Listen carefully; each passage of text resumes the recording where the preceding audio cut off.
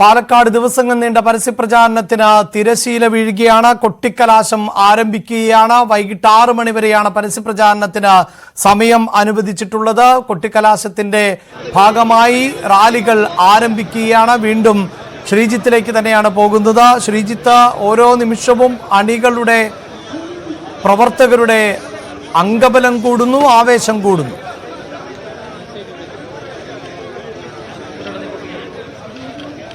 തീർച്ചയായും അഭിലാഷ വലിയ ആവേശത്തിലാണ്. പ്രത്യേകിച്ച് ഇതൊരു ഉപതെരഞ്ഞെടുപ്പ് എന്ന് പറയുമ്പോൾ സാധാരണഗതിയിൽ ഒരു മണ്ഡലത്തിൽ മാത്രം നടക്കുന്ന പ്രവർത്തകരുടെ ഒരു ആഘോഷമല്ല ഇവിടെ നടക്കുന്നത്. സംസ്ഥാനത്തിന്റെ വിവിധ ഭാഗങ്ങളിൽ നിന്നെത്തിയ നേതാക്കളും പ്രവർത്തകരും ഒക്കെ ഈ പാലക്കാടുണ്ട്. അത് ഏതെങ്കിലും ഒരു മുന്നണിയുടെ മാത്രമല്ല, CPM-നും കോൺഗ്രസിനും BJP-ക്കും എല്ലാം അത്തരം നേതാക്കളുടെ വലിയ നിര തന്നെയുണ്ട്. ഏതായാലും അല്പസമയത്തുള്ളിൽ BJP-യുടെ കൊട്ടിക്കലാശം തുടക്കമാകും. പ്രകാശ് ബാബു, BJP നേതാവ് എന്നോടൊപ്പം ഉണ്ട്. എങ്ങനെയാണ് ഈ അവസാന നിങ്ങളുടെ ഒരു വിലയിരുത്തൽ? ഞങ്ങൾ അവസാന ഘട്ടത്തിൽ വലിയ പ്രതീക്ഷയിലാണ്. കാരണം ഈ പാലക്കാട് ഉപതെരഞ്ഞെടുപ്പുമായി ബന്ധപ്പെട്ട് രണ്ട് മുന്നണികളുടെയും കാപട്യം ജനങ്ങൾക്ക് ബോധ്യമായിരിക്കുന്നു.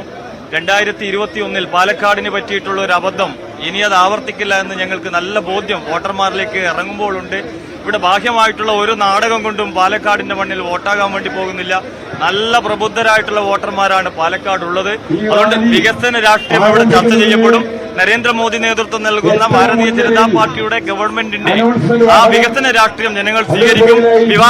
വിവാദങ്ങൾ സൃഷ്ടിച്ചതുകൊണ്ട് പാലക്കാടിന്റെ മണ്ണിൽ ആർക്കും വോട്ട് ലഭിക്കാൻ വേണ്ടി പോകുന്നില്ല. വർഗീയവാദ കൂട്ടുകെട്ട്, ഭീകരവാദ സംഘടനകളുമായിട്ടുള്ള കൂട്ടുകെട്ട്, ഇതെല്ലാം തന്നെ പാലക്കാടിന്റെ മണ്ണിൽ തൂത്തെറിയപ്പെടുന്ന ദിവസമാണ് 20-ാം തീയതി. 23 എന്ന് പറയുന്നത് കേരള രാഷ്ട്രീയത്തിലെ ഒരു പുതിയ ചരിത്രം സൃഷ്ടിക്കുന്ന ദിവസമാണ്. തീർച്ചയായിട്ടും ഈ 21 പറ്റിയിട്ടുള്ള ഒരബദ്ധം ഇനി പാലക്കാട് ആവർത്തിക്കപ്പെടുകയില്ല എന്ന 100% ബോധ്യത്തിലാണ് ഞങ്ങൾ പ്രവർത്തിക്കുന്നത്. അവസാന ഘട്ടത്തില പല തെരഞ്ഞെടുപ്പുകളിലും തോൽക്കാറില്ല. മഞ്ചേശ്വരത്തിൽ പോലെ 89 വോട്ടിന് തോറ്റു. അങ്ങനൊരു ചരിത്രമുണ്ട് BJP-ക്ക്. അല്ല, മഞ്ചേശ്വരമല്ല പാലക്കാട്. കഴിഞ്ഞ തവണ 4000-ഓളം വോട്ട് ആസൂത്രിതമായി CPIM-ന്റെ വോട്ട് ഷാഫി പറമ്പിലിന് മറിച്ചു കുത്തിയതിന്റെ ഭാഗമായിട്ടാണ് ഇവിടെ ഷാഫി പറമ്പിൽ ജയിച്ചത്. അത് ഇവിടുത്തെ ജനങ്ങൾക്ക് നല്ല ബോധ്യമുണ്ട്. അതാണ് ഞാൻ ചോദിച്ചിട്ട്, ഒരു പ്രതികാരത്തിന് വേണ്ടി പാലക്കാട് ജനത ഒരു പ്രതികാരത്തിന് വേണ്ടി കാത്തിരിക്കുകയാണ്. ആ അവസരമാണ് ഇപ്പൊ പാലക്കാടിന്റെ മണ്ണിൽ ലഭ്യമായിട്ടുള്ളത്. അതുകൊണ്ട് ഈ ഇന്ത്യ സഖ്യത്തിലെ 2 പാർട്ടികളെയും പാലക്കാടിന്റെ മണ്ണിൽ ചവറ്റുകൊട്ടയിലേക്ക് വലിച്ചെറിയാൻ ജനങ്ങൾ തീരുമാനിച്ചിട്ടുണ്ട്. അതിനെ മറികടക്കാൻ ഒരു വിവാദം അവിടെ ഉണ്ടാക്കിയിട്ടും കാര്യമില്ല. ഒരു ഭീകരവാദ സംഘടനകളുടെ തിണ്ണ നിറങ്ങിയിട്ടും കാര്യമില്ല. ഒരു കൊള്ള സംഘങ്ങൾ, ഒരു അറവുകാരനെയും അല്ലെങ്കിൽ കൊലയാളികളെ, വ്യാജ കാർഡ് നിർമ്മാണക്കാരെ ഒന്നും പാലക്കാട് അണിനിരത്തിയതുകൊണ്ട് ഇവിടെ നിന്ന് വോട്ട് ലഭിക്കാൻ വേണ്ടി പോകുന്നില്ല.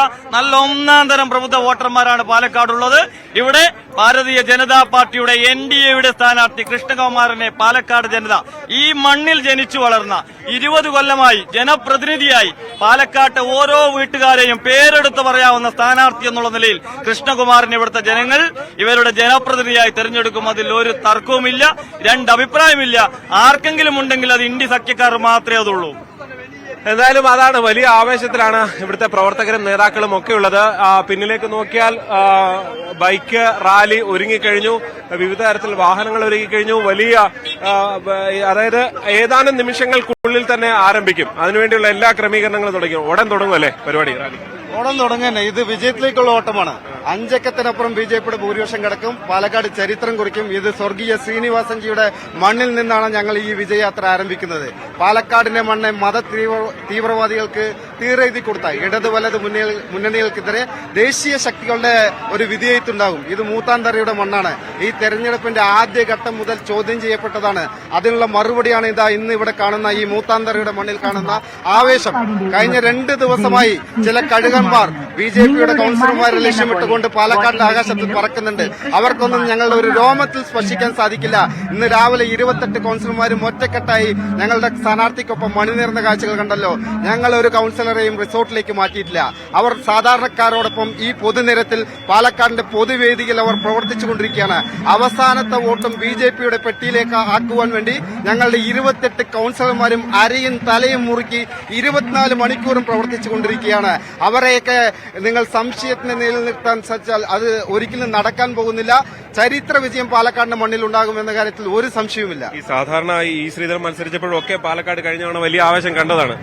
അതിനപ്പുറത്തേക്ക് എന്താണ് നിങ്ങൾ ഇത്തവണ കാണുന്നത്? അത് ഈ ശ്രീധരനായിട്ട് ജയിക്കാൻ കഴിഞ്ഞില്ല എന്നുള്ളതാണ് മറ്റു മുന്നണികൾ ചൂണ്ടിക്കാണിക്കുന്നത്. ഇത്തവണ എന്താണ് അതിനപ്പുറത്തേക്ക്? ഇത്തവണ ബിജെപിയുടെ തേരോട്ടം പാലക്കാട് നഗരസഭ അതിർത്തി കടന്ന് പിരാരിയും മാത്തൂരും കണ്ണാടിയും ഉൾപ്പെടെ പഞ്ചായത്തുകൾ ഉൾപ്പെടെ ബിജെപി ചരിത്രപരമായിട്ടുള്ള മുന്നേറ്റം നടത്തും. നഗരസഭയിലും 2 പഞ്ചായത്തുകളിലും ബിജെപി 1ാം സ്ഥാനത്തെത്തും.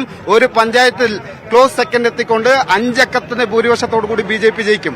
എവിടെയാ ഒന്നാമതെത്താത്ത സ്ഥലം ഏതെന്നാ?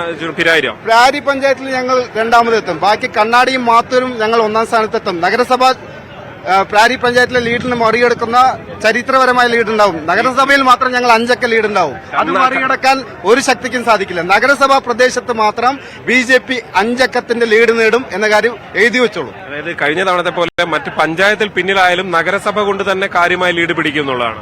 പഞ്ചായത്തിൽ പിന്നിലാകും എന്നല്ലല്ലോ ഞാൻ പറഞ്ഞു. 2 പഞ്ചായത്തുകളും ഞങ്ങൾ 1ാം സ്ഥാനത്തെത്തും. പിരാരി പഞ്ചായത്തിൽ ഞങ്ങൾ ഒപ്പത്തിനൊപ്പം എത്തും. പാലക്കാട് നഗരസഭയിൽ 5 അക്കത്തിന്റെ ഭൂരിപക്ഷം ഉണ്ടാകും. അതാണ് ഞങ്ങളുടെ ക്ലെയിം. എന്തായാലും അത് തന്നെയാണ്. വലിയ ആവേശത്തിലാണ് പ്രവർത്തകരും നേതാക്കളും എല്ലാം ഉള്ളത്. കൂടുതൽ നേതാക്കളൊക്കെ തന്നെയും ഇവിടേക്ക് എത്തിക്കൊണ്ടിരിക്കുന്നു. ഏറ്റവും അടുത്ത നിമിഷം തന്നെ ഈ കൊട്ടിക്കലാശ യാത്ര ആരംഭിക്കുകയാണ്. നിരവധി വാഹനങ്ങളുണ്ട്, നിരവധി പ്രവർത്തകരുണ്ട്, നിരവധി നേതാക്കളുണ്ട്. ഇവരെല്ലാവരും ഇവിടേക്ക് എത്തിച്ചേർന്നുകൊണ്ടിരിക്കുന്നു.